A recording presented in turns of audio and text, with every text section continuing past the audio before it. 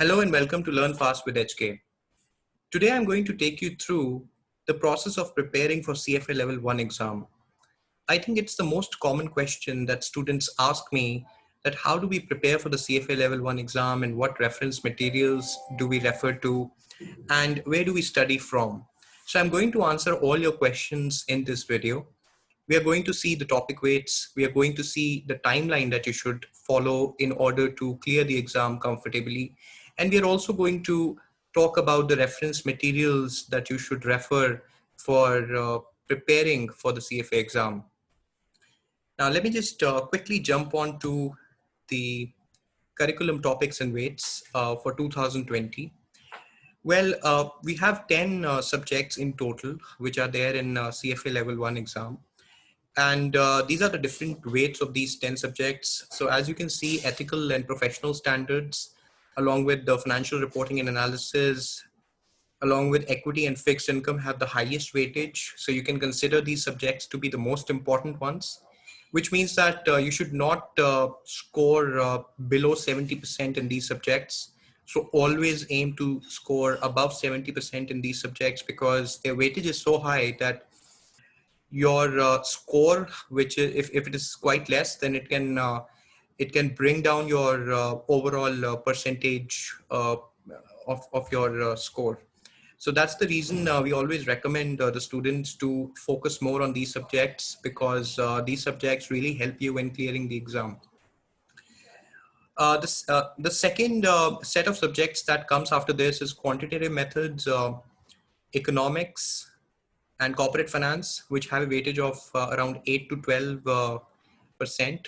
On an average, you can say 10% is the weightage for these three subjects.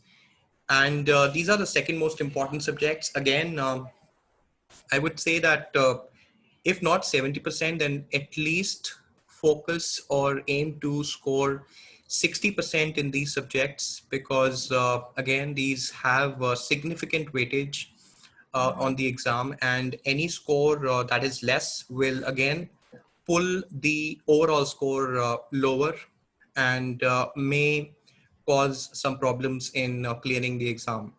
So whenever you're practicing, whenever you're reading, always have this in mind that these subjects that I've talked about up till now remain the most important subjects of your exam, and anything above 70% or 60%, depending on the subjects that I have listed, uh, should be totally avoided. The third set of subjects that I'm going to focus on is derivatives, alternates, investments, and portfolio management and wealth planning. These are the subjects which have quite a low weightage, but it doesn't mean that you should not focus on these subjects. I think for these subjects, you should always focus on scoring above 50%. Do not go below 50%. So when I say above 50%, 50% remains your minimum score for these subjects. Now, I'm not saying that you should score 50% in all the subjects, but in a scenario wherein you get like 50% in one of these three subjects, it's totally acceptable as long as you are scoring well in other subjects. But again, going below 50% or scoring 50% in more than two of these subjects or more than one of these subjects will be, it will put you at a risk of not clearing the exam. So that's how we see the weightage. CFA exam does not give out any guideline as to what's the passing percentage because the criteria is based on percentile rather than percentage, which means that there's no minimum that you need to score. However, over the last 10 years, the trend that I have seen in my experience, if you're scoring, if you're scoring in the range that I mentioned, then your chances of not clearing the exam are very negligent unless anything unusual happens. So I think you should be in a good position if you are scoring this much in these subjects, and you can uh, see your progress with the help of the scores that you will get on the sample papers that you will practice. So I'll come to the practice portion after this.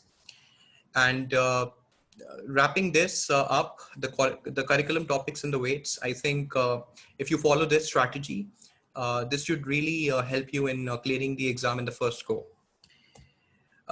Coming to the reference material, I think I've just divided the reference material section into two parts. First is for study and second is for practice. For study, you can refer to Kaplan Schweizer books. You can get these books very easily between 1200 to 1500 rupees from any book vendor, and they are also available online. I have given the number of one book vendor who will get you these books. He delivers the books at home. So you can contact this number and get your books delivered. Apart from this, I think for reading purposes, you would not require anything additional unless you are facing any difficulty in a specific topic. So for that, you can go ahead and refer to curriculum books, which CFA Institute gives you once you register for the exam. For practice, I would say the first focus area should be the topic tests, which are given on the CFA website, which are available free of cost once you register for the exam. And these are the topic tests which are very close to the questions that you face on the exam. And if you practice them well and score well in these topic tests, it will really get you in a good position. Now, it doesn't have to be a closed book test. So whenever you are practicing the topic test after giving the first reading to all the subjects, you can go ahead and look for the formulas that you have forgotten, or you can go ahead and look for the concepts that you might have forgotten and then attempt the questions. So at this point of time, we are not talking about the exam environment, but go for an open book practice wherein you can read the topic and then attempt the question. So that way it would work, and it will help in practicing the questions, and along with that, your revision will also be done. Then is the Kaplan Schweizer sample paper. So once you're done with practicing the questions for all 10 subjects, then you attempt a sample paper, which includes all the 10 subjects in one go. And that's pretty much close to what you face on the exam. And if you can get this right, when I say right, you should aim to score above 70% in all the subjects. That's what your aim should be, at least in the beginning.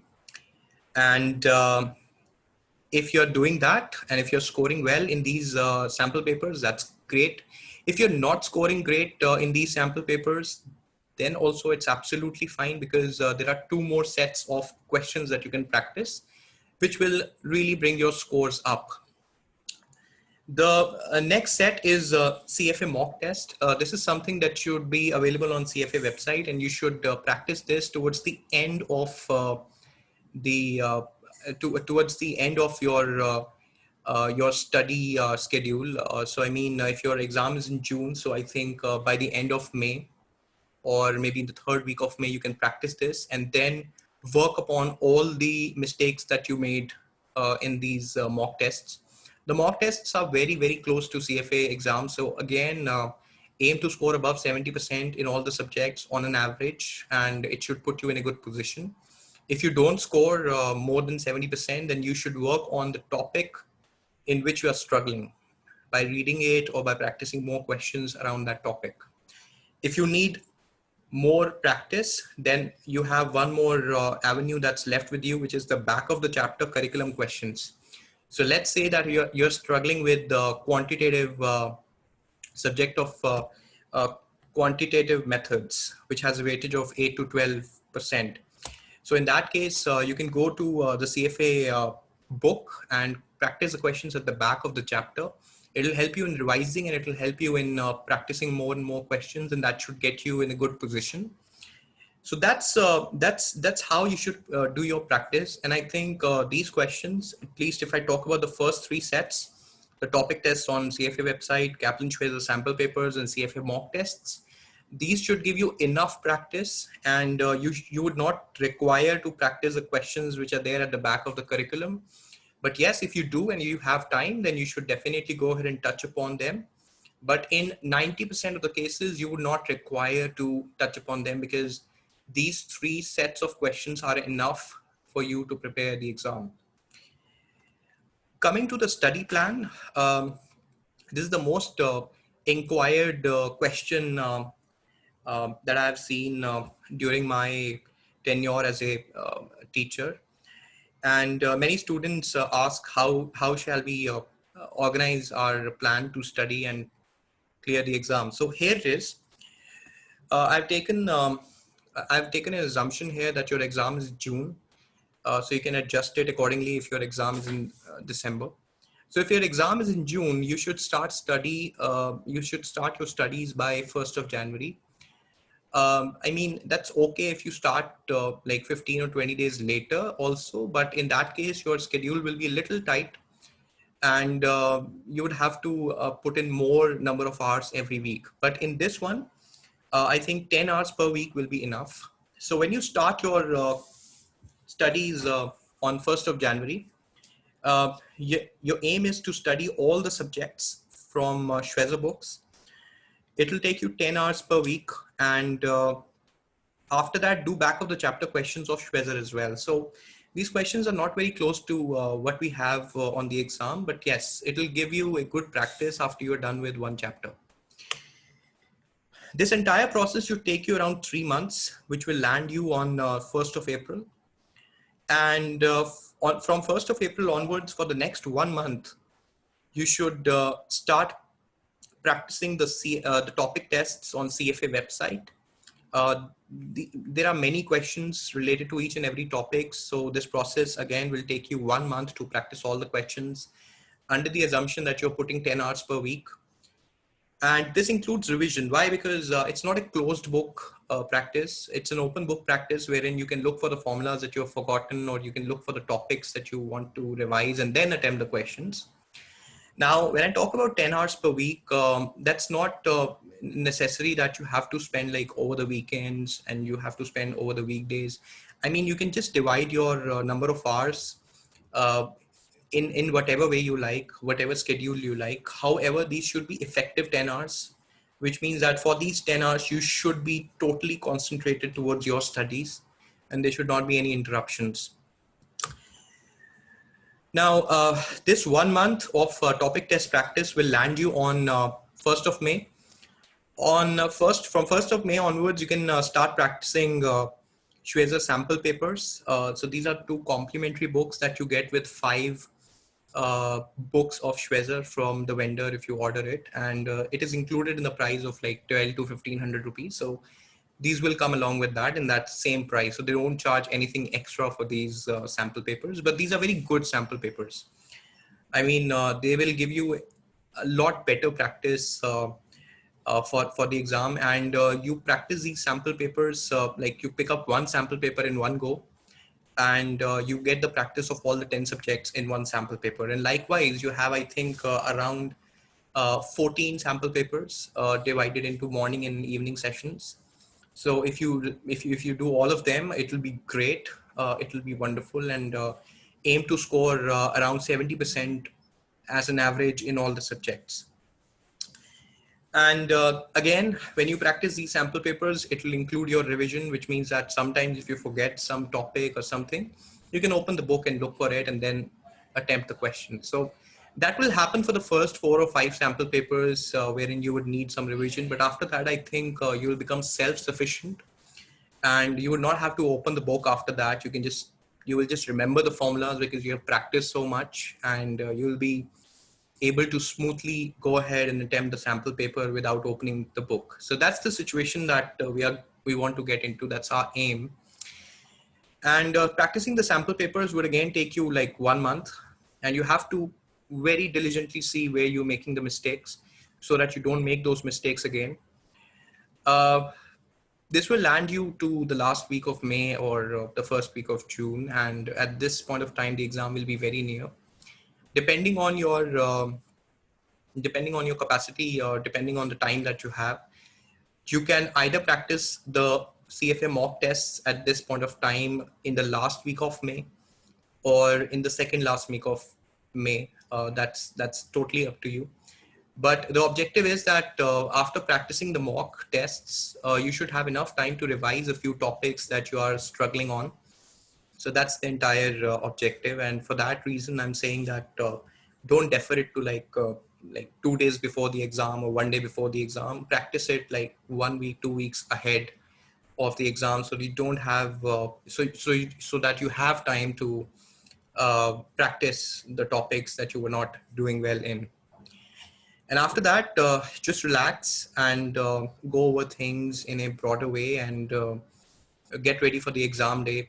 So according to my personal experience, if I tell you, I never used to study 2 days before the exam, because but then also I never used to go for a party or anything. I just used to relax at home, and this got me into a very disciplined state and a very relaxing state and a very calm state, and really helped me in the exams. Obviously in those last 2 days, it's not necessary that you do not touch the books at all, but yes, maybe like for 1 hour or maybe a couple of hours, if you want to open the books and look for the topics, just give a revision broadly, that's fine, absolutely okay.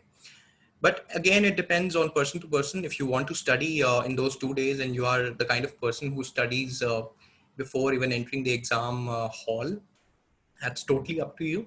You can go ahead and take that approach. But all these things that I've listed should be done at least 1 or 2 weeks before the exam, so that you are in the ready state to enter the exam hall. And I think I give this suggestion to all my students, and we have been able to achieve a very great passing percentage by following this strategy. uh, you will be surprised to hear that we have a passing percentage of like 95% of the students, and that's working pretty well. So that's about it. I think that's about the CFA exam uh, preparation that I wanted to highlight about. And for any queries or for any questions, please comment.